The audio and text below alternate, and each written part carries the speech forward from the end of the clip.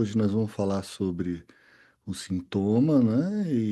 Bom, eu não vou fazer uma explicação assim muito linear, assim, aquelas coisas de, de manual, né? Eu acho que a gente vai pensar hoje o sintoma de uma forma assim, talvez mais complexa, tentando trazer assim os conceitos junto com imagens, né? Que vão conduzindo a gente por uns caminhos que talvez num primeiro momento pareça um pouco estranho, mas depois eu acho que vocês vão perceber que eles são caminhos necessários para a gente entender esse conceito que é tão importante, né? Fundamental mesmo em psicanálise e que, curiosamente, não está muito nos dicionários de psicanálise, né?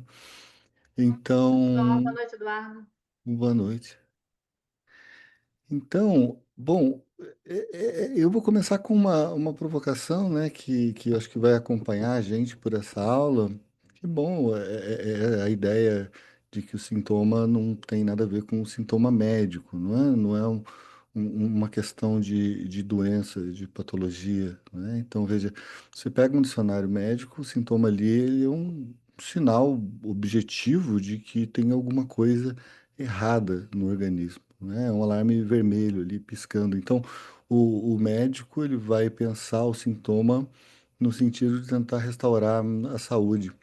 Mas aqui na psicanálise, e eu acho que essa é uma parte importante da revolução freudiana, bom, na psicanálise a gente pensa o sintoma de uma outra maneira, né? Ele é mais do que tudo uma solução, uma espécie de uma solução, entendeu?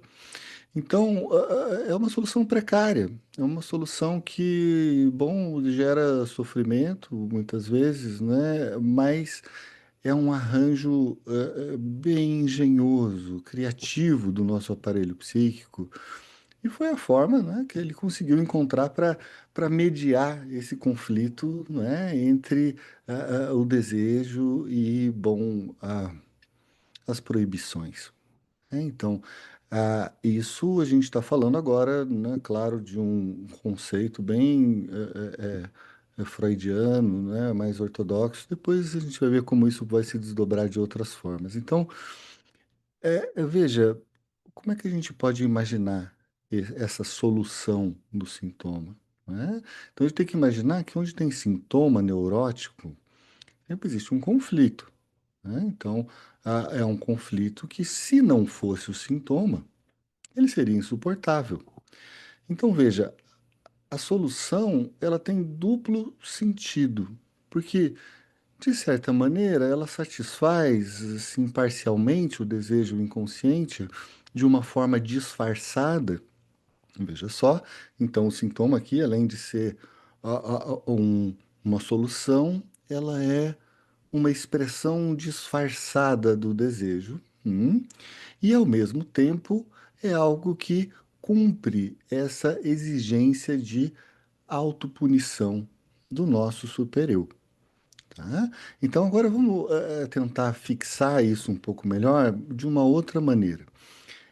Seguindo esse início da teoria freudiana, bom, eu gosto de pensar nessa metáfora hidráulica, né? Então, pense assim num rio muito caudaloso, né? Cheio de força, de energia e tal, e que, para seguir seu curso, não é? Em direção ao mar, muitas vezes encontra justamente um anteparo, né? Imagine que foi construída ali, então, enfim, um impedimento de passagem por ali. Bom, esse rio é a nossa, enfim, um movimento pulsional, não é? É uma força que Freud descobre como isso que move o nosso inconsciente. Agora, imagine que alguém constrói uma barragem, não é? Essa barragem que eu estou falando no rio. Então, bom, existe água represada num fluxo, o que que acontece? A pressão aumenta. E aí o que que acontece? Bom, a água não vai desaparecer, porque teve, enfim, uma barragem. Ela vai encontrar, desculpa, gente, ela vai encontrar fendas, fissuras, rachaduras, ela vai encontrar um outro caminho para ela poder escoar. tá?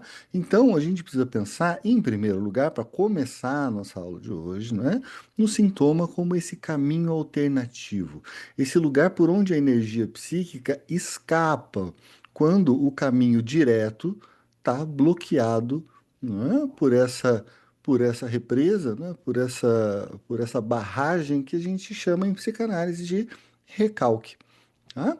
Mas vamos lá, vamos melhorar isso aqui. Então, ah, começando pelo começo, né, pela descoberta que o Freud fez lá, junto com o Breuer, né, nos estudos sobre a histeria, de 1895, imagine. Bom, vocês conhecem aquela frase famosa, né? Os histéricos sofrem de reminiscências. Então, essa frase, ela já contém um germe de tudo que a gente vai falar hoje. Veja, o Freud descobre ali no consultório, com aquelas mulheres vienenses lá da alta burguesia, né? Ana O, né? A Dora, enfim. Ele descobre que, bom, os sintomas corporais que elas apresentavam, aquelas paralisias, aquelas dores que não tinham uma causa orgânica, né? Elas tinham passado por outros exames médicos, não tinha problema. Bom, as convulsões, veja, isso não era fingimento, isso não era simulação.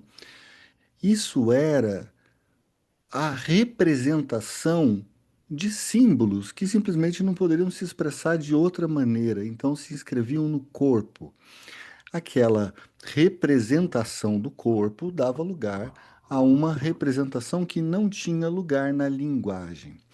Então vejam só, aquilo que não poderia se aparecer conscientemente, não é, era expresso simbolicamente através de um sintoma no corpo. No caso, né, dessa histeria do Freud. Então, eu vou dar um exemplo bem concreto, né? Então, o Freud ele analisa isso de forma muito detalhada, né? A, a, a Elizabeth von R, né? Ela não conseguia caminhar, as pernas, enfim, não se mexiam, não respondiam. E bom, para a medicina da época não tinha nenhuma lesão neurológica, não tinha nenhuma causa física. E aí Freud, bom, faz hipnose com ela, depois entra no processo da associação livre, né, e vai descobrindo que aquela paralisia estava ligada, muito curiosamente, ao quê? A uma cena que era carregada de um afeto incompatível. Veja, a paciente, ela estava de pé do lado do leito de morte do pai, que ela amava apaixonadamente, e aí ela pensou uma coisa que foi: agora eu estou livre para casar. Bom, ela não podia ter pensado isso. O que que a gente falou, não é, na semana passada sobre o recalque? Bom, o sistema do eu envia imediatamente um sinal de angústia, ou seja, isso não pode ser pensado, não poderia nem ter sido desejado inconscientemente, mas foi inclusive pensado. E então, bom, a angústia aumenta e esse pensamento intolerável, intolerável para quem? Para a consciência moral dela. E de onde vem a consciência moral dela? Bom, do contato dela com a civilização, não é? Então, que inicialmente aparece através dessas figuras paternas e maternas e tudo mais. Bom, a representação do agora estou livre para casar, que enfim fazia parte do rio, não é? Que ela estava expressando, foi bloqueada, não é? Foi bloqueada ali por uma barragem. Essa barragem moral que ela coloca. Então, veja só, esse pensamento era intolerável. Mas se o conteúdo não é que era eu queria que meu pai morresse de uma vez porque daí eu poderia casar. Hum, Isso gera uma emoção tão complicada, tão intensa, que, bom, não pode se dar uma articulação entre essa ideia e a própria existência do sistema do eu. Percebe? Essa ideia ela gera uma angústia que é uma ameaça de você desfazer todo o sistema, não é, que a gente chama de eu. Então, o que que o eu faz para se proteger, ele gera um sinal de angústia. E aí, então, essa representação, estou livre para casar, precisa ser recalcada. E isso vai parar naturalmente nas ideias, não é? Nas representações que precisam ficar inconscientes. Mas se por um lado a gente tem essa representação, por outro lado a gente tem a intensidade do afeto. A gente tem a força do rio. E veja, a força do rio, por mais que o conteúdo seja recalcado, o rio continua empurrando, não é? O rio continua fazendo força sobre a barragem, entendem? Então veja só, o afeto não desaparece, né? E aí esse afeto vai aparecer onde? Bom, vai aparecer como um sintoma corporal. Ou seja, essas pernas que sustentavam naquele momento terrível a paciente, bom, elas vão ficando paralisadas. E aí vocês percebem que tem uma lógica nisso? Veja como o sintoma sempre tem um sentido, ele não é aleatório. O sintoma, ele tem uma linguagem cifrada. Então, aqui a gente já tem o primeiro mecanismo de formação do que o Freud descobriu, que é justamente a ideia da conversão somática na histeria. Né? Ou seja, eu não consigo representar isso que eu pensei em palavras, porque seria muito angustiante. Isso aparece então no meu corpo. Então, na histeria, o conflito psíquico é deslocado para o corpo, né? O corpo fala essa coisa que as palavras não podem dizer. E não podem dizer porque elas vão ser severamente julgadas pelo sistema moral do eu. Tá bem? Então, veja, o corpo grita, não é? Com essa dor, ou com essa paralisia, ou com diversas manifestações somáticas possíveis, aquilo que a consciência não podia admitir. Mas olha só, essa primeira teoria do Freud, embora seja genial, ainda é limitada, né?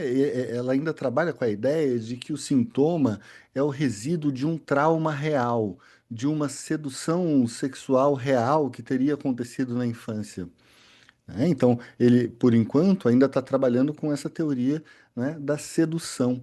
E aí vem um golpe importante, porque aí sim tem a revolução copernicana da psicanálise. Né? Em 97, o Freud abandona a teoria da sedução. Ele percebe que não importa se a cena aconteceu de fato ou não, o que importa é a fantasia. Por isso, aqui, o que importa mais é a realidade psíquica e não a realidade material. E é por isso, gente, que quando a gente está escutando os nossos pacientes, naturalmente para nós não importa tanto se o pai, a mãe ou aquela figura que está sendo citada, ela é boa, se ela é má, se ela realmente foi uma abusadora, se ela não foi. Bom, o que importa é como se formou a fantasia. Né? Pode ter sido devido a um trauma no mundo material, não, mas pode também ter sido uma realidade, porque veja, não deixa de ser realidade, mas agora é uma realidade psíquica.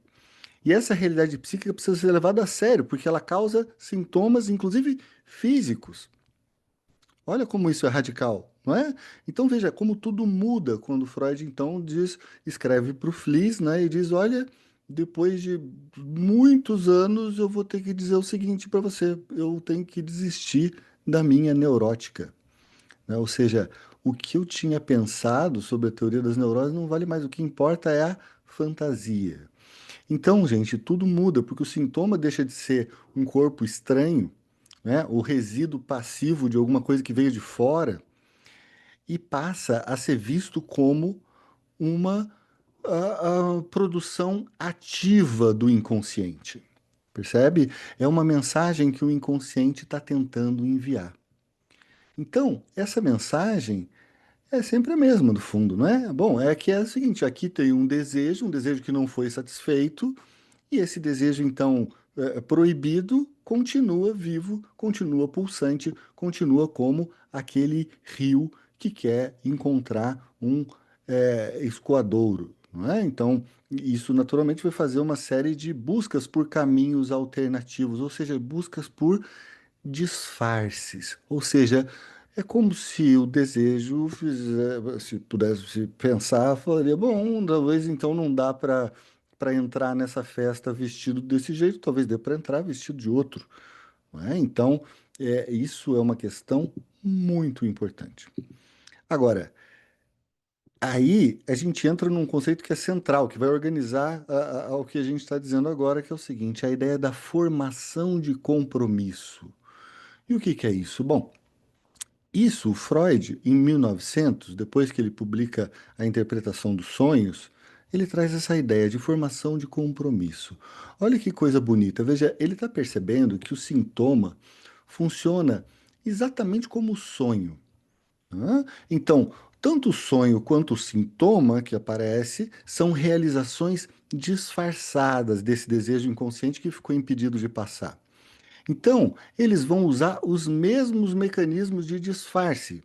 Né? Então, quais são os mecanismos de disfarce, tanto no sonho quanto nos sintomas? A condensação e o deslocamento. A condensação, quando uma representação recebe, então, o agrupamento de uma série de outras representações que eram angustiantes, ou seja, eram barradas, mas naquela representação ela se torna então possível. Isso se dá, por exemplo, quando a gente imagina uma fobia. Então, quando uma pessoa diz que tem, por exemplo, sei lá, medo de rato, bom, qual é a questão do sintoma? É que o rato, ele condensa uma série de coisas angustiantes que, mediante o disfarce do rato, ela pode então ser pensada. Ou seja, eu penso que eu tenho medo de rato. Mas é porque o rato, ele é uma condensação, então, de uma série de outras representações. Pode ser a representação, não sei, daquela cena de violência que eu gostaria de cometer, ou daquele abandono que eu tinha medo de ter. Aquilo se condensa no rato. Claro, precisa ter uma cadeia associativa que leve isso, que leve outras representações que foram barradas, não é? E separadas das suas cargas energéticas, não é? Ou seja, dos seus afetos. E então, essas representações que não puderam passar a consciência dão lugar a representações que são conectadas a elas em uma cadeia de sentido e elas vão então poder se condensar. Se não é a condensação, tem uma outra que inclusive é mais fácil da gente pensar, que é o deslocamento. Né? Então, no nosso sonho, muitas vezes, uma figura simples no sonho, que poderia ser, não sei, uma fita amarela amarrada numa árvore, sei lá, por que que eu pensei nisso? Mas essa fita amarela amarrada numa árvore pode ser tanto a condensação de uma série de outras questões que se relacionam à ideia de fita amarela por algum motivo, mas ela só pode aparecer no sonho disfarçada de fita amarela. E percebam, no nosso sonho, geralmente, nossos desejos estão disfarçados, porque nem no sonho a gente tem acesso direto ao nosso desejo. É que o disfarce no sonho é um disfarce muito menos elaborado. Portanto, é mais fácil a gente interpretar um sonho do que sem essas aparições oníricas, né? Que, enfim, estão ali condensadas e deslocadas em determinadas representações. Percebe como muitas vezes a gente acorda e daí o sonho vai sendo esquecido. Por quê? Porque a gente começa a fazer conexões entre aquilo que nós sonhamos e coisas que de fato são angustiantes. E o que que acontece com o que é angustiante para nós?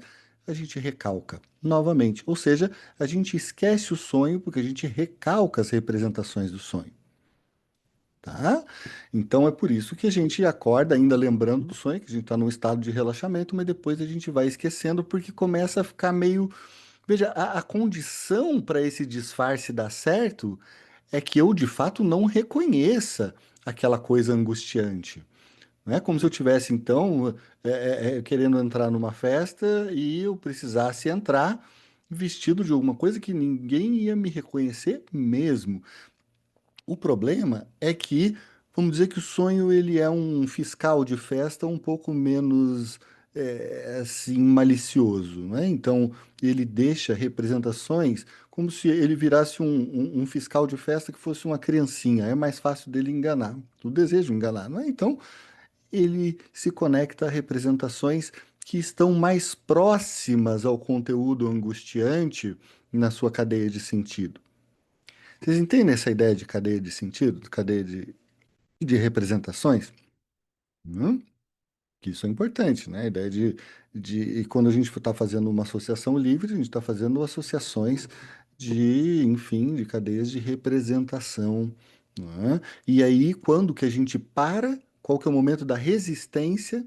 É justamente o momento em que algo se torna angustiante. Como eu falei para vocês, na ideia do recalque, não é aquela ideia do fedor, o cheiro do ralo. Quanto a gente chega mais perto, né, pior fica aquele cheiro. Então, se o eu começa a sentir o cheiro de um intruso que é indesejado, hum, isso complica tudo.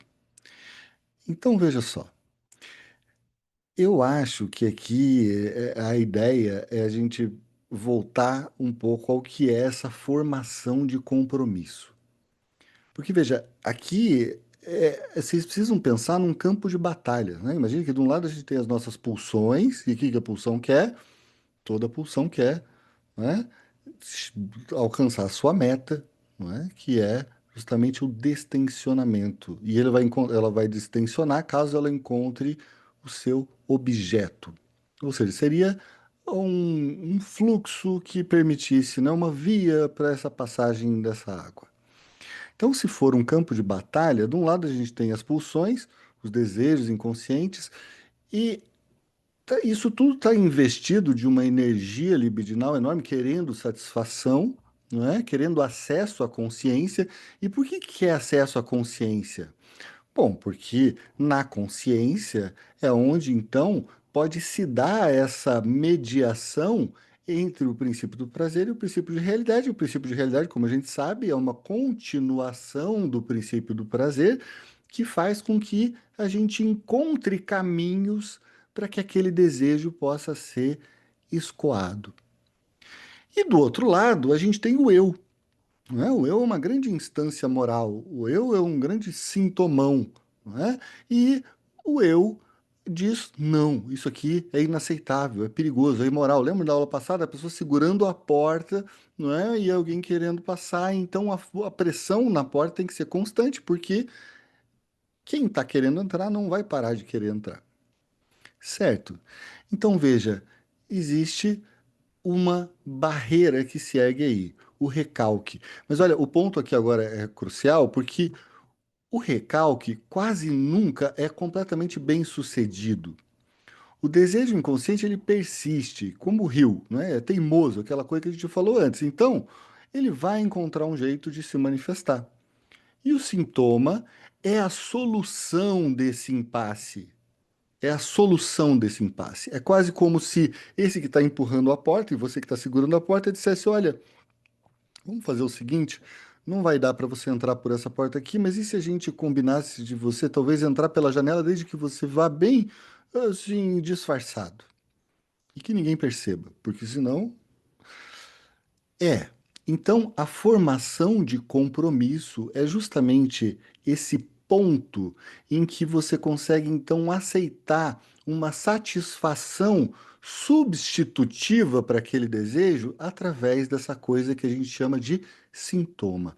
Então, o sintoma, não é, é uma satisfação substitutiva. Naturalmente, é uma satisfação parcial, né, do desejo. Mas a energia pulsional, ela encontra finalmente uma via de expressão, ainda que disfarçada, ainda que distorcida, ainda que através de deslocamentos, de condensações, percebe? Para essa instância defensora, né, que cuida dos muros do castelo, que é o eu, bom, o sintoma é aceitável por quê? Porque a distorção torna o desejo original irreconhecível, né? Então, olha, ele pode fazer assim uma vista grossa. Só que tem que ser uma vista grossa é o seguinte: se começar a ter cheiro daquela coisa que era angustiante, eu vou ter que lançar toda a minha força de angústia novamente para que isso seja recalcado. E, bom, É como se o sintoma dissesse ao mesmo tempo sim e não, não é? Um pouco de sim para o desejo, não é? Não para a consciência plena desse desejo. Então, veja, deixa eu usar uma metáfora que talvez ajude a visualizar esse negócio, né? Pensa assim, vocês estão ali de porteiro, não é? Na festa sei lá, naquela festa da faculdade.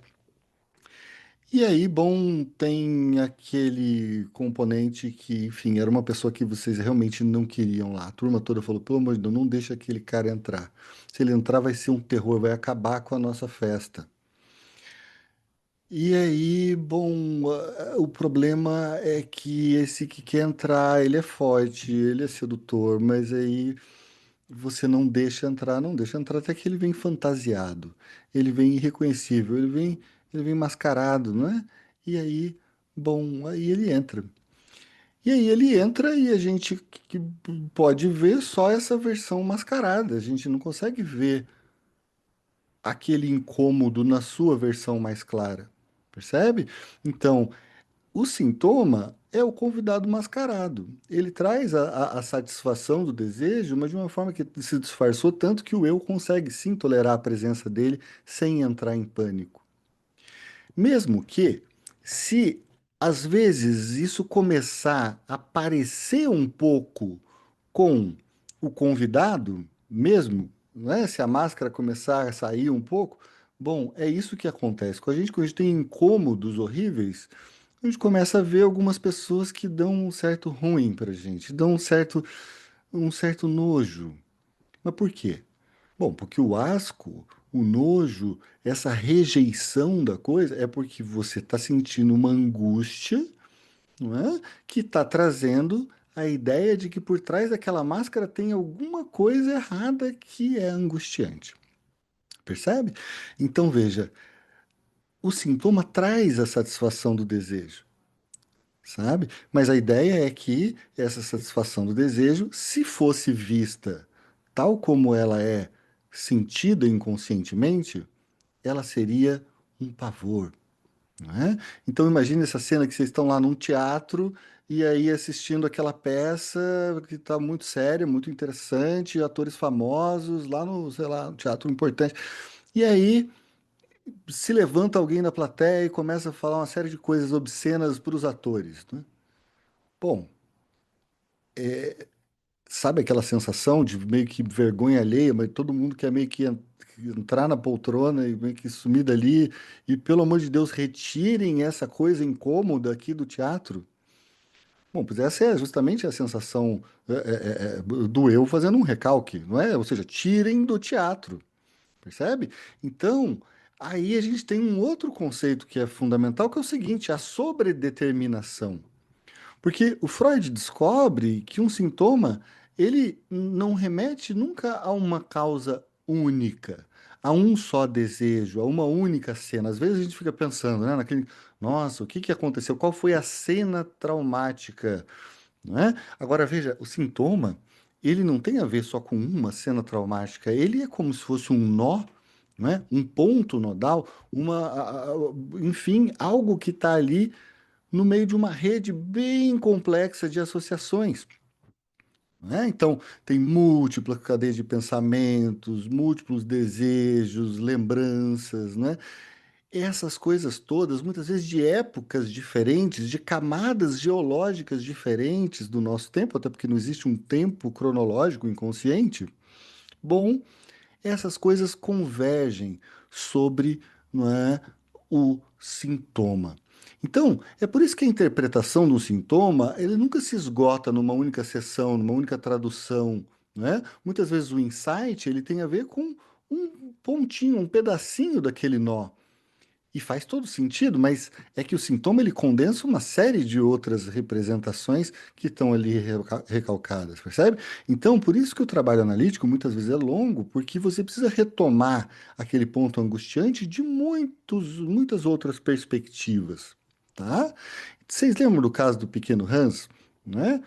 Bom, no caso do pequeno Hans, o menininho tinha um medo terrível de cavalo, né? Não conseguia mais sair de casa por causa disso. O Freud, quando ele está analisando isso, ele está mostrando, olha, a fobia, que também é um tipo de sintoma, é uma formação de compromisso, que a gente acabou de falar, que é muito bem estruturada. Olha, o Hans está no auge do conflito edípico dele, né? Ele quer dormir com a mamãe, ele queria, no fundo, que o papai saísse do caminho dele, só que ao mesmo tempo ele ama o pai e ele tem medo do pai. Veja, medo de ser punido, de ser castrado, né? Porque ele tem esses desejos que são proibidos. E ele começa a entender que esse desejo é proibido, né? Então, o que que o pequeno Hans vai fazer através do seu aparelho psíquico? Bom, ele usa dois mecanismos, não é? Primeiro, a projeção. Veja, aqui a hostilidade interna dele, porque veja só, é ele que quer eliminar o pai, não é o pai que quer eliminar o Hans. O pai tá só olhando para o menininho e falando, cara, cai fora da minha cama. Agora o Hans, ele tá projetando a sua própria hostilidade no pai. Só que isso também é insuportável, porque ele ama o pai. Então, o que que ele faz? Bom, é como se na projeção a coisa que era ruim de dentro foi jogada para fora, projetada em uma outra representação, que era o próprio pai. E então, se eu no primeiro momento penso eu odeio meu pai, no segundo momento eu inverto a ordem dos fatores e eu sinto meu pai me odeia. Hum? Só que conviver com o pai que odeia, mesmo com essa projeção, é horrível. Então, o que que ele precisa fazer no seu mecanismo psíquico? Ele precisa fazer um deslocamento. Então, a cadeia de sentido vai levar a ideia de pai, não é? Até a ideia do cavalo. Veja, o cavalo tem bigode como pai, o cavalo é grande como pai, o cavalo pode cair e se machucar, como Hans desejava inconscientemente que acontecesse com o seu pai. Hum? Então, eu quero que meu pai se dê mal, mas no fundo eu querer que meu pai se dê mal é uma coisa que eu não posso ver em mim, porque isso é terrível. Então, é o meu pai que volta persecutoriamente contra mim. Mas é que o meu pai me perseguindo, bom, eu ainda assim não consigo levar minha vida adiante. Portanto, desloco isso até algo que seja suportável. E aí, isso chega no cavalo. Tá bom? Então, o Freud diz que só existe um sintoma porque o Hans não tem medo do pai. Se ele tivesse medo do pai, era bom, enfim, um filho que está projetando o seu próprio sadismo sobre o pai, e o pai, enfim, está ali numa questão relacional com o Hans. Mas isso não é um sintoma. Só é um sintoma a partir do momento que isso se disfarça de cavalo. Percebe? Então a gente tem agora um disfarce de cavalo para o pai angustiante que vai destruir o Hans. Mas a destrutividade do Hans, percebam, parte de quem? Dele. Então essa é a parte mais importante, não é? Que a gente pensar que a projeção do seu próprio sadismo é justamente o que cria os nossos perseguidores. Então, isso eu acho que é um ponto muito importante da nossa conversa, porque eu gostaria que vocês entendessem assim: toda vez que você escuta alguém que tem um perseguidor, é porque existe ali uma projeção da sua própria agressividade. Muito possivelmente, porque para esse sujeito é difícil lidar com essa ideia da própria agressividade, porque ela também é angustiante. Ou seja, é quase como se a formação de compromisso fosse esse momento no qual, então, aquela agressividade inicial do próprio Hans se torna o cavalo é perigoso. Mas o cavalo é perigoso nasceu de eu quero destruir meu pai. Só que eu não posso pensar isso, terrível é que nem pensar sobre casar agora que meu pai morreu. Então, vira. Essa inversão de polaridade é uma atividade muito comum no nosso psiquismo, não é? E a gente faz isso Porque a gente regride quando está ansioso, e então os nossos mecanismos de defesa são mecanismos regredidos, né? E aí então a gente faz uma torção. Ou seja, se eu tenho um perseguidor, não é porque as pessoas me odeiam, é porque eu odeio alguma coisa que eu projeto no outro, e se o outro for muito angustiante, isso se desloca para alguma outra figura, por exemplo, um rato, uma barata, uma qualquer coisa que você vai ter então uma fobia. Pois então, veja só, o sintoma aí se forma, não é, justamente com o que, com o que eu estou dizendo que é essa formação de compromisso. E aí tem a fobia de cavalo. Presta atenção. Olha, não é interessante, não é inteligente essa solução? Não é curioso como eu tenho toda uma arquitetura para que funcione esse nosso método de evitar a angústia?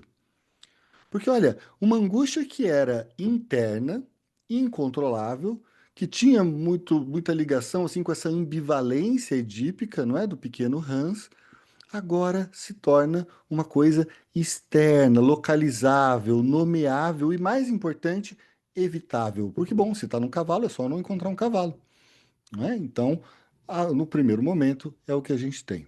Então, o sintoma é uma tentativa de lidar com um perigo interno, sempre. Um perigo interno, transformando o perigo interno em um perigo externo, tá? Olha como isso é importante. Tentativa de lidar com um perigo externo, transformando esse perigo num perigo externo. Tudo bem. Mas agora eu não posso deixar assim essa impressão de que todo sintoma é igual. Vocês sabem que não é. Então tem diferenças fundamentais entre vários tipos de sintoma, né? Conforme a estrutura neurótica em questão aqui. Então, eu já falei, né? Na histeria, o mecanismo central é a conversão histérica, não é? Que é, enfim, uma manifestação somática de um conflito psíquico entre o desejo e a proibição. Certo. É só isso que acontece na histeria? Não, claro que não. Não é? A gente tem uma série de possibilidades, não é? Por exemplo, quando você pensa num caso de histeria, você tem muito da representação teatral, não é? A histeria ela é bastante teatral. Ela tem uma série de aparições que, enfim, trazem o desejo, mas aquilo ali, da maneira como está sendo representado, parece que fica meio estranho, fica meio artificial, fica meio exagerado. Ah, mas então, aquela foi a formação de compromisso possível naquele caso de histeria. Portanto, a gente precisa pensar sempre, quando a gente está analisando, onde se dá uma formação de compromisso a ponto de que essa coisa que aparece como um sintoma, ele está no lugar disfarçado daquilo que é um desejo inconsciente, tá? Essa é a lógica básica. E bom, e a neurose obsessiva? Na neurose obsessiva, o conflito não vai para o corpo, não é? Ele fica nas ideias, ele fica nos pensamentos, nos rituais, né? Aquela ideia do pensamento intrusivo. Veja, os mecanismos aqui são diferentes, eles são mais, talvez mais sofisticados, inclusive, que da histeria. Então, primeiro, você tem um isolamento, não é? A representação. A ideia obsessiva, por exemplo, meu pai vai morrer, né? Essa Meu Pai Vai Morrer é um clássico, não é? É um clássico da psicanálise, porque eu acho que aqui todos nós já devemos ter, pelo menos, tido inconscientemente a ideia de eu gostaria de me livrar desse pai. Bom, agora, essa ideia é inaceitável. Às vezes não é tão inaceitável assim, né? Mas, em geral, parece que a ideia, então, incomoda o sistema do eu. Então, veja, o afeto, a emoção correspondente a essa ideia de meu pai vai morrer, isso não é recalcado junto com a ideia de que eu quero que meu pai morra, né? Então, esse afeto ele continua existindo, mas ele vai precisar se disfarçar de uma outra coisa. Então, o sujeito pensa aquilo, mas não sente nada. Ele pensa, talvez meu pai morrer e tal, mas ele não sente por quê? Porque o afeto e a representação foram desconectados pelo recalque. Então, Embora ele possa até entender essa ideia, ele não está ligado, não existe uma conexão entre o afeto e a representação. Aqui, o sujeito pensa, mas ele não sente, né? Ele só acha a ideia absurda. Agora, o segundo mecanismo é o seguinte, é aquela anulação retroativa, que é muito típica do obsessivo. Ele faz aquele ritual compulsivo, né? Assim, o obsessivo, né? Que tem para poder magicamente desfazer o pensamento ou o ato anterior dele.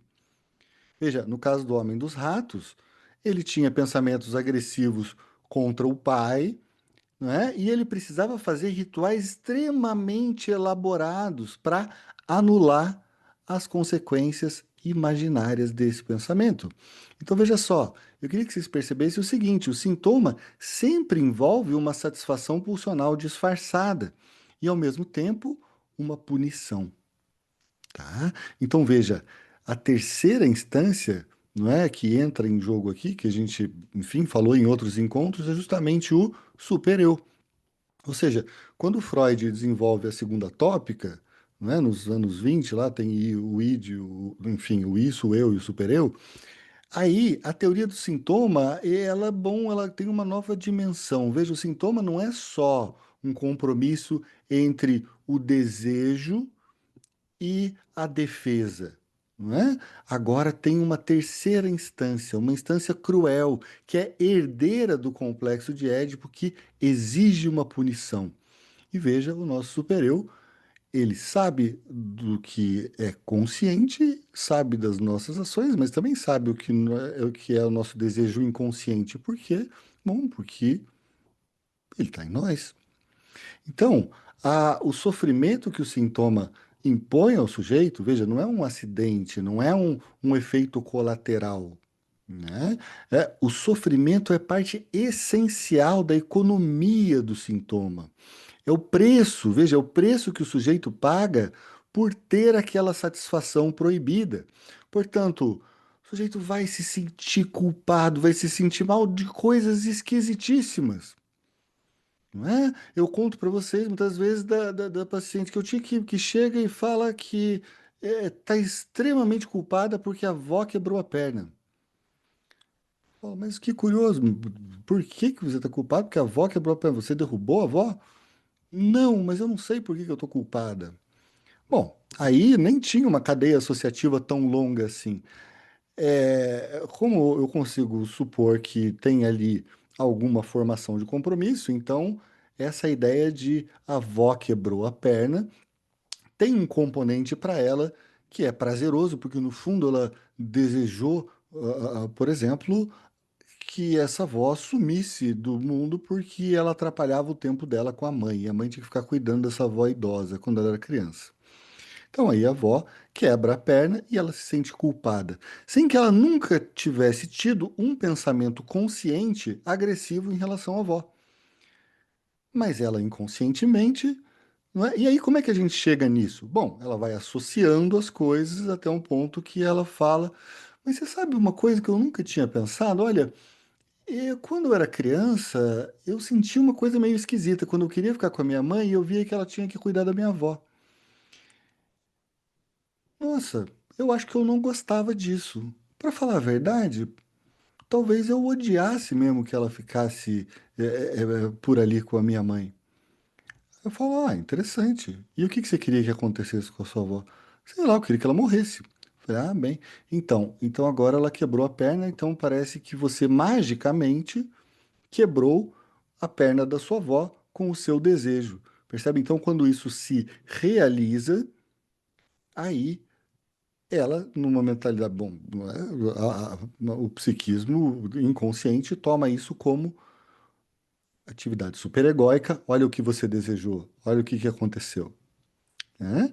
Então, a questão aí é justamente a gente perceber até onde isso vai levar. Muitas vezes isso é muito mais complicado, porque essa cadeia associativa da perna da avó e do desejo dela de eliminar a avó, bom, ela parece muito próxima, né? Parece mais próxima do que a do Hans com a fobia do cavalo, porque estava muito perto ali. Então, por isso uma interpretação funciona. Agora, muitas vezes Você precisa esperar essa cadeia associativa chegar muito mais próxima para ser como a da avó e a perna, para você poder fazer uma interpretação. E, inclusive, precisa pensar como que está o nível de angústia desse paciente para saber se ele vai poder aceitar aquela interpretação. Hã? Então, veja só, isso aqui é crucial. Em 26, o Freud escreve inibição, sintoma e angústia. Né? Eu fiz, inclusive, tá lá gravado no YouTube, fiz uma leitura pública desse livro inteirinho. Enfim, comentando, né? Conversando com o pessoal. E, bom, foi então um momento de uma reviravolta teórica muito importante, né? Porque aí ele inverte a teoria da angústia, né? O que vai fazer modificar também a teoria do sintoma. Por quê? Porque, veja, até 26, Freud pensava que o recalque, né? É o processo primário, ou seja, quando o recalque falha, a libido reprimida vai se transformar, não é, em angústia, não é? Numa espécie de um processo químico, como se ela tivesse sido liberada no psiquismo e qualquer afeto sem conexão com uma representação gera automaticamente angústia. Mas em 26 ele fala, olha, é diferente, na verdade é o contrário, o, o próprio eu que lança o sinal de angústia. O eu é a sede da angústia. O eu antecipa um perigo, antecipa uma perda de alguma coisa amada na primeira infância, e essa angústia de castração na fase fálica, a angústia do supereu na fase adulta. Tudo isso agora, quando o eu se encontra diante de um perigo iminente, ele não fica passivo, ele age, o eu age, e ele produz ativamente uma pequena dose de angústia, justamente uma espécie de vacina. Imagine como uma vacina, um sinal de angústia. Esse sinal dispara o alarme interno que mobiliza os nossos mecanismos de defesa, em particular o mecanismo do recalque. Tá? Deixa eu passar a palavra aqui à Sandra e depois eu vou continuar a fala que tem bastante coisa ainda. Fala, Sandra. Boa noite. Boa noite. Qual a diferença? Eu sempre vejo escrito sintoma e sintoma TH. Ah, esse é o Lacan. São dois sintomas, ou é o mesmo sintoma? São dois. É diferente. Isso é a maneira como o Lacan vai formular a teoria do sintoma dele. Mas aí é uma coisa completamente diferente do que nós estamos falando aqui agora. A gente está falando do sintoma só com T. Tá bom? Coisa. Uma pessoa que tem uma compulsão por se alimentar. E aí, por algum motivo, ela é aconselhada a fazer uma cirurgia bariátrica, porque ela está muito gorda, muito imensa. A Uhum. saúde dela está deteriorada. Certo. E então você tira esse sintoma Uhum. que era você Uhum. tira essa angústia que estava aí em sintoma de como é que se fala? Como a pessoa come muito, compulsão alimentar, né? Tá. E quando você retira esse sintoma, o que que acontece com ela? Ela vai ficar tranquila ou ela vai procurar um outro sintoma? Ah, ótimo. Então, a ideia aqui, a gente tem várias teorias para isso, né? Mas o que a gente consegue, sabe, Sandra? Você até está antecipando um pouquinho o que vem daqui a pouco, mas não tem problema. A ideia é o seguinte: quando você consegue elaborar um sintoma, naturalmente isso não significa que a gente vá se livrar dele para sempre, né? O que acontece é que esse sintoma ele vai conseguir vias de associação diferentes e às vezes mais criativas e mais interessantes. Então, como o Lacan fala, a ideia interessante é assim. A questão não é o sintoma, o que a gente, enfim, vai ter sempre, não é? O nosso próprio eu é um grande sintoma. Então, o que a gente pode fazer é aprender um saber fazer, né? Um savoir-faire. Então, esse saber fazer com o seu sintoma é uma espécie, não é, de ampliação das possibilidades de escoamento do seu desejo, que faz com que então você consiga ser mais criativo e menos bobinho com o seu sintoma, sabe? Porque senão a gente fica muito infantil com o nosso sintoma, achando que aquilo é a gente. Mas a gente também é várias outras coisas possíveis. Enfim, é uma resposta parcial, mas por enquanto vai essa aí. Fala, Regiane. Boa noite, Boa noite. Eduardo. Eu fiquei Diga. pensando aqui num caso na minha família de uma Uhum, pessoa que tinha vício em bebida, jogo, cigarro. uhum, E de repente ele começou, ele cortou o jogo, ele uhum, cortou o cigarro e aí quadriplicou a bebida. uhum, Então, assim, tirou de um lugar e veio para o outro. Por quê? Esse tirar, ele não foi um tirar com uma elaboração, isso que você falou, entender o que que eu faço, né, com o desejo, essa coisa compulsiva. uhum. E como é importante a terapia nisso, né? Para que não aconteça isso. Sai daqui e vai para um outro lugar pior, porque não foi resolvida a causa do sintoma. Então, eu vejo muito isso aí que você falou. Aham, veja, as nossas angústias primordiais, por exemplo, a angústia de castração, né, que é quando a gente se depara com a nossa impotência, né, frente a um mundo de pessoas poderosas e a gente é uma criancinha, então a gente vê como o pequeno Hans, por exemplo, que ele pode muito pouco, portanto, é aquela angústia de castração, ou seja, eu vou ser atacado caso eu manifeste minha potência. Hã? Então, veja, conhece alguém assim que às vezes sente que o prazer dela ou qualquer coisa desejante, qualquer aparição ou fala mais alta faz com que ela sinta que ela está fazendo alguma coisa muito errada?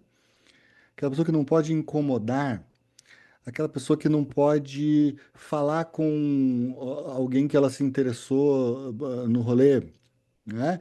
Aquela pessoa que, enfim, isso a gente está mais, Regiane, do que eu estou falando, no campo neurótico. As coisas que você está falando, que tem a ver com essas compulsões mais ligadas às adicções, em geral, a gente coloca isso fora do campo neurótico e a gente vai chamar, bom, isso aqui é uma falha no campo narcísico identitário.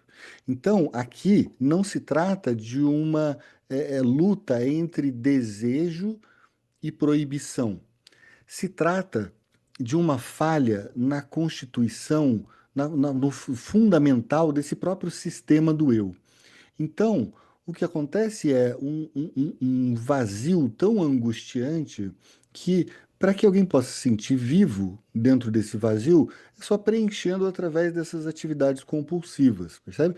Por isso que a clínica das adicções ela é uma clínica diferente da clínica das neuroses, assim, essencialmente, percebe?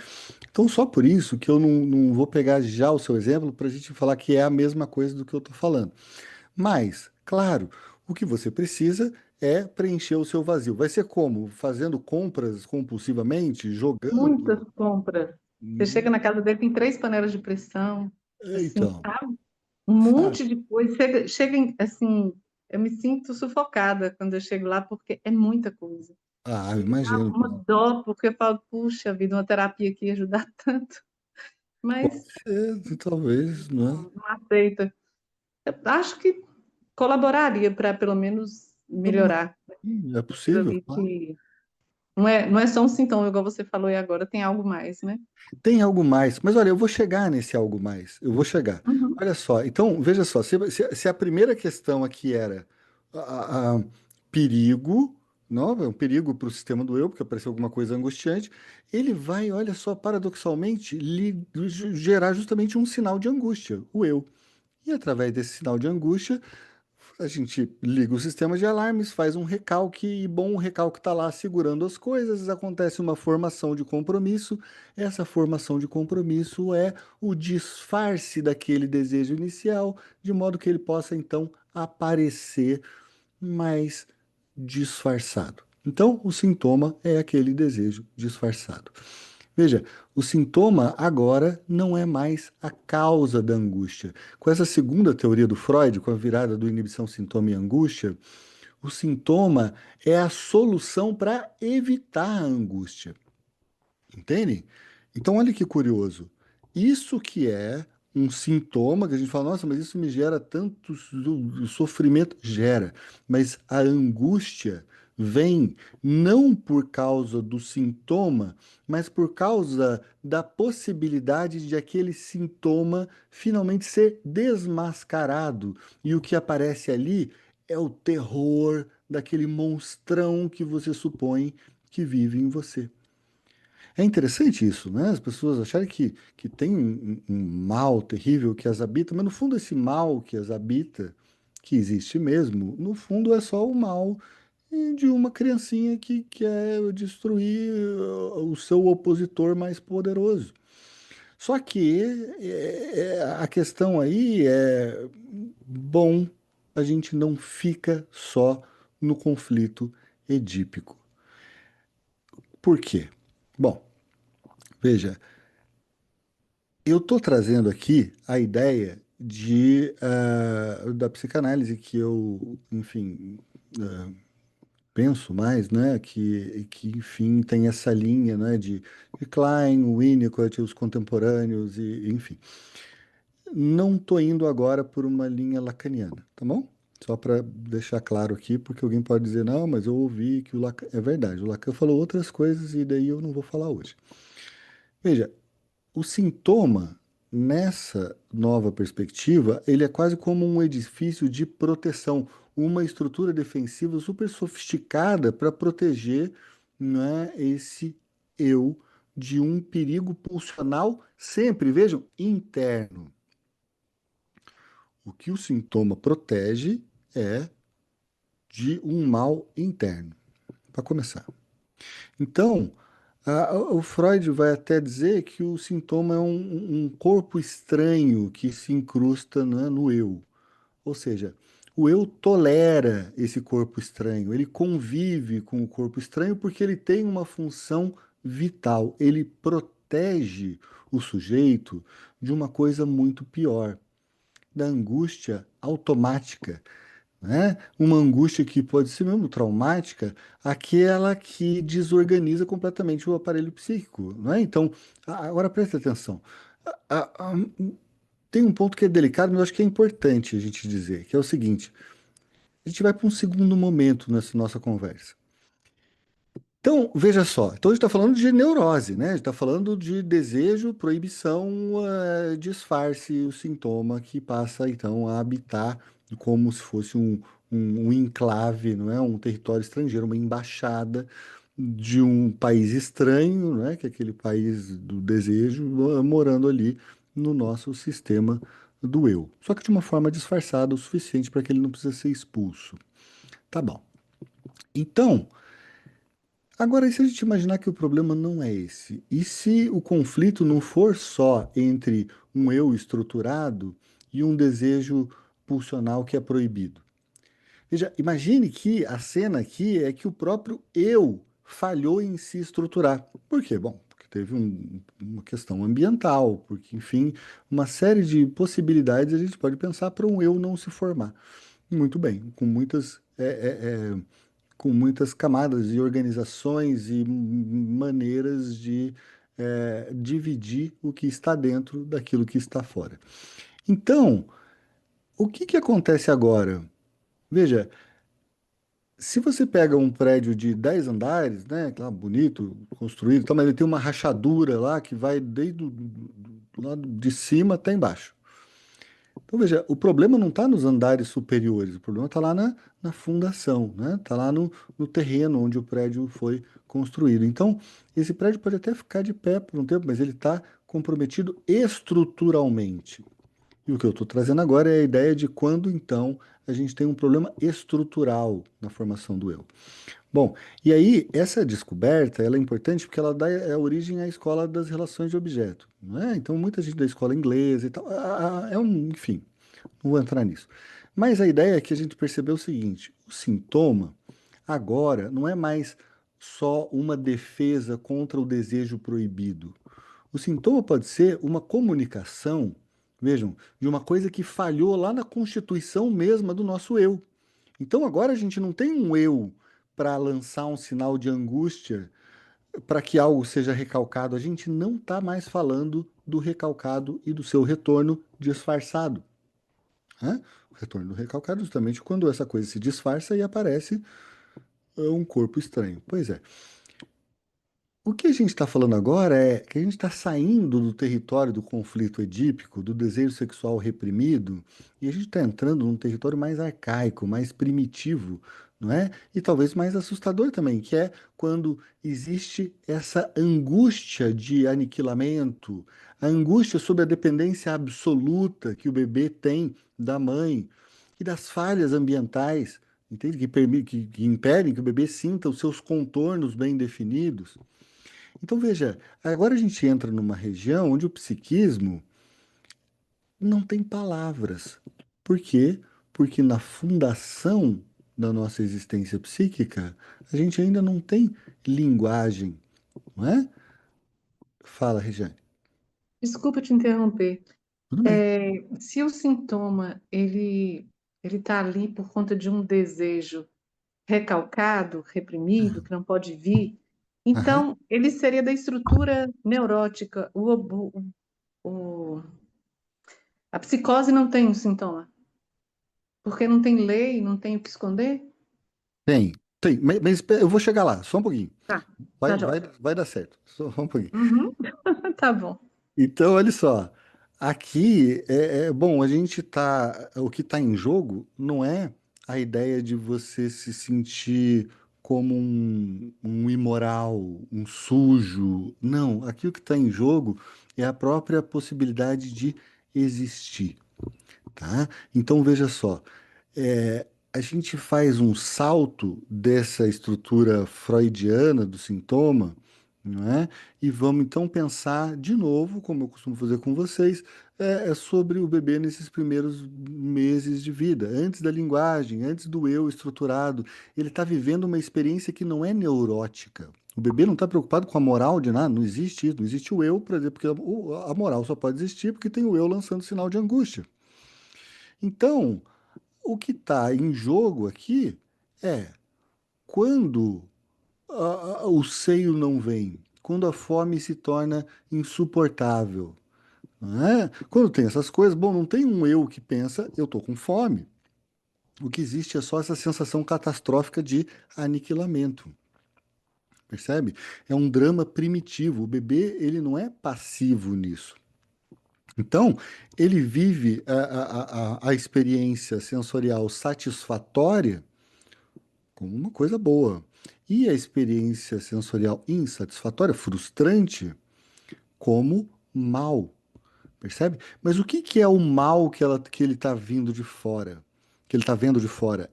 Esse mal, gente, é o quê? É de novo a projeção do ódio dele sobre, por exemplo, aquele seio de onde não saiu o leite, quando ele estava com fome.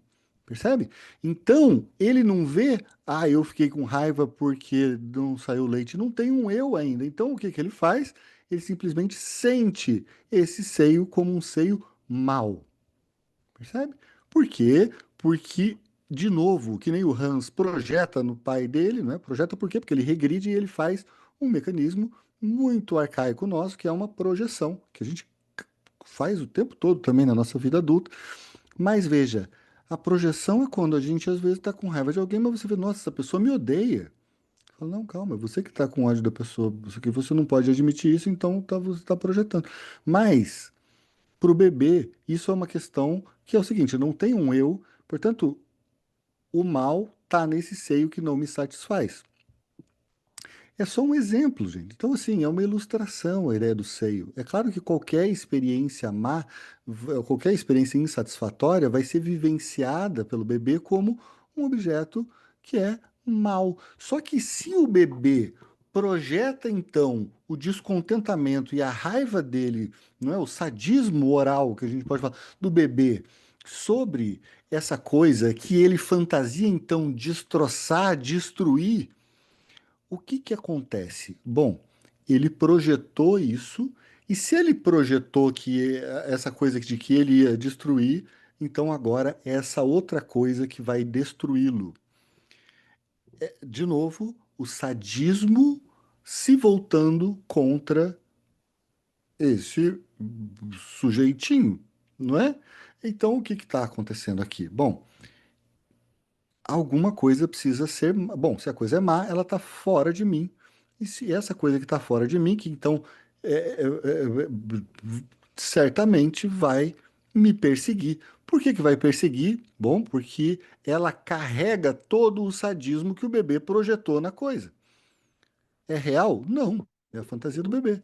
É a fantasia de que ele vai ser aniquilado pelo objeto mal.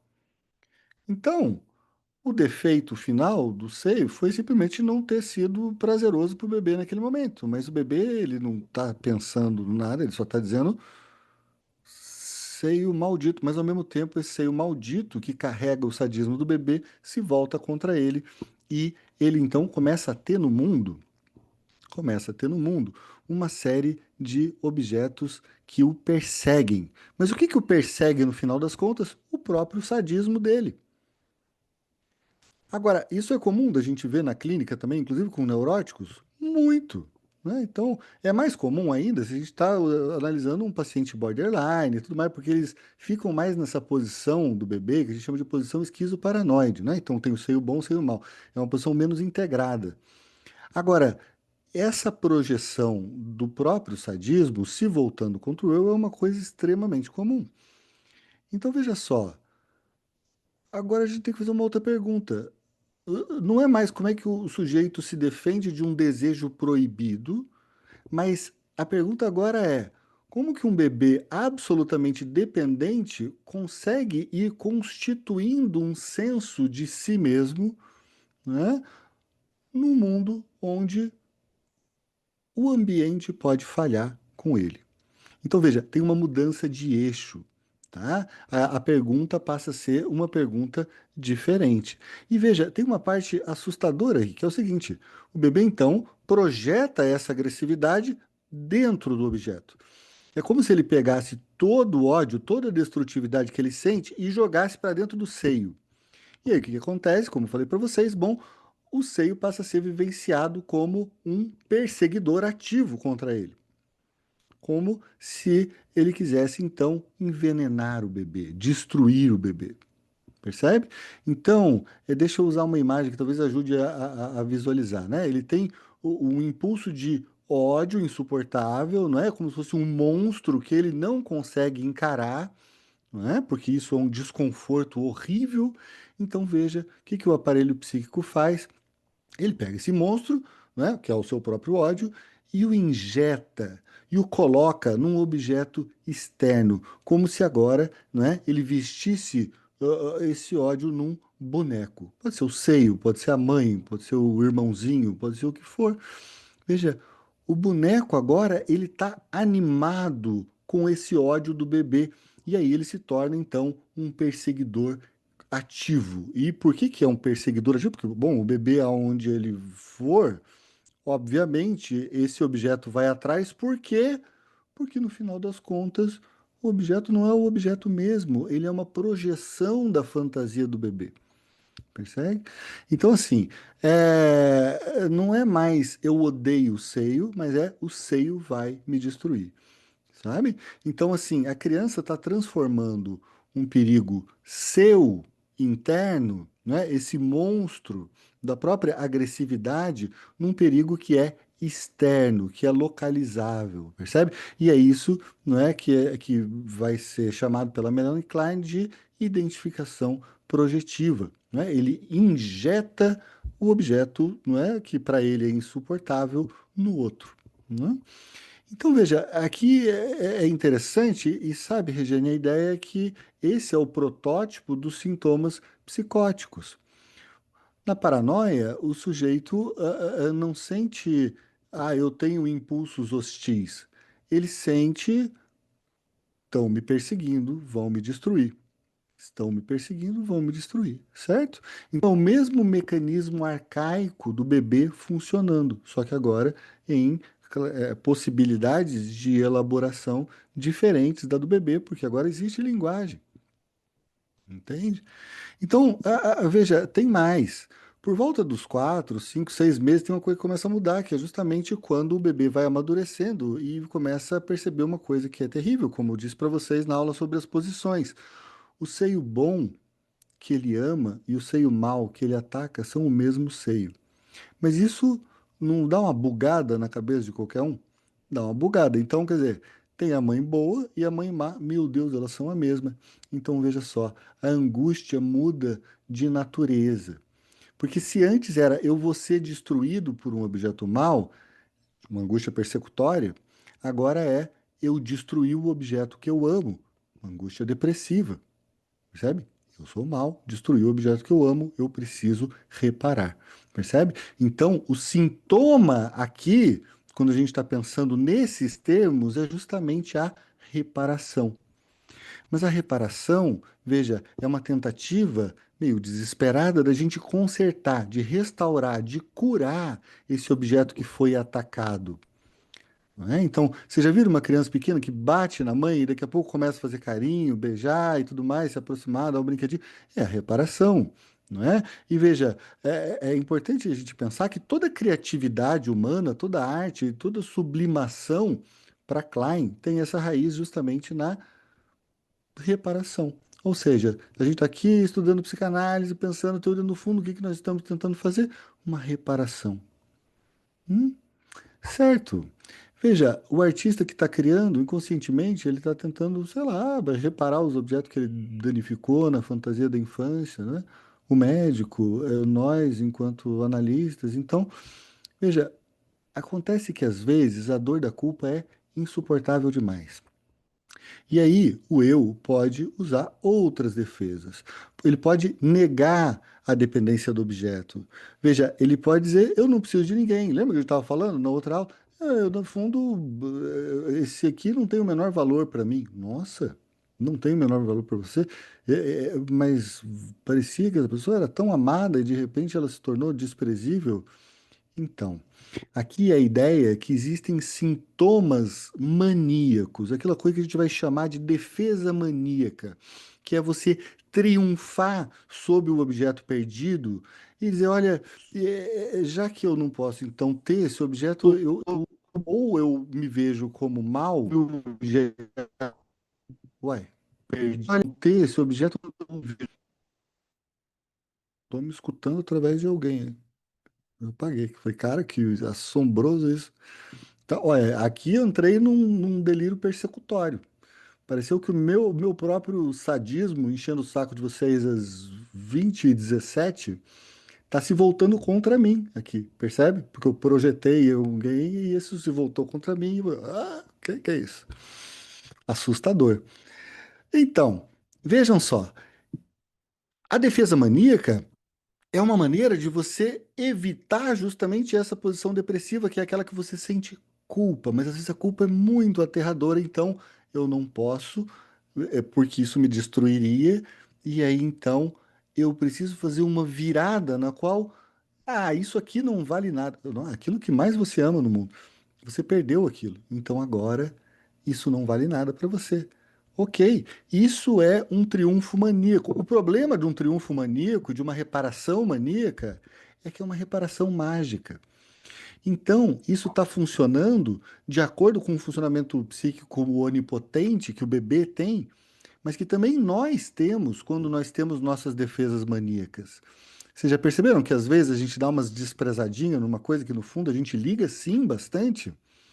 Pois é. Então, a gente cansa de ver defesas maníacas na clínica, principalmente quando você vê que existe uma certa cisão entre o bem e o mal, o bom e o ruim, aquilo que é satisfatório e aquilo que é angustiante.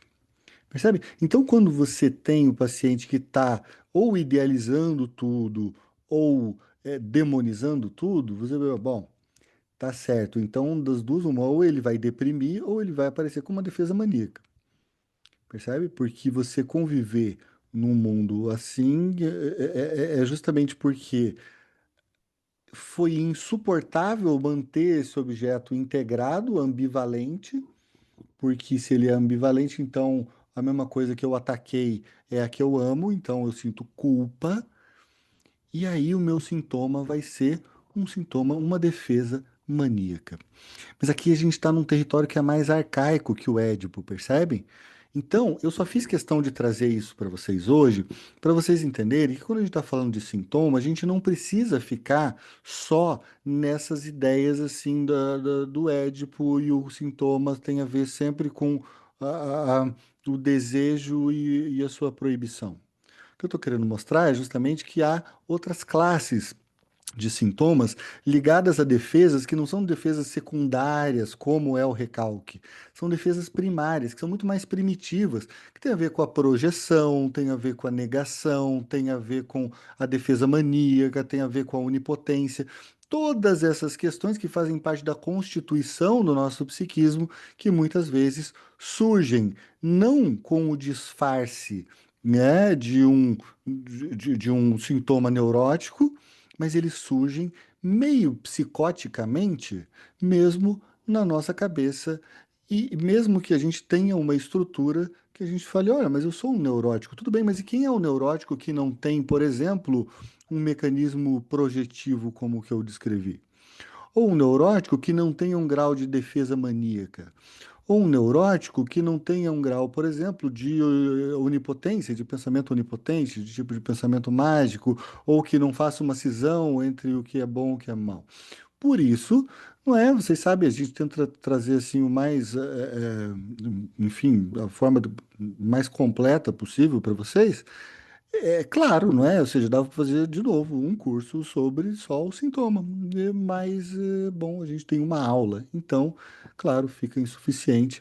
Mas tudo bem, vamos produzir aí a falta, tá bom? E, dito isso, agradeço muito a todos vocês pela presença, não é? Digo que eu estou fazendo lá os ateliês, não é? De prática clínica e tal. Acho que vai ser bem bacana, que a gente vai trabalhar casos práticos, assim mesmo, né? Eu trazer casos clínicos para discutir com vocês, para que essas questões fiquem mais bem ancoradas, tá bom? Então é isso, pessoal. Um abração para todas e todos e bom até a próxima semana. Aliás, próxima semana não vai ter, né? Que é feriado.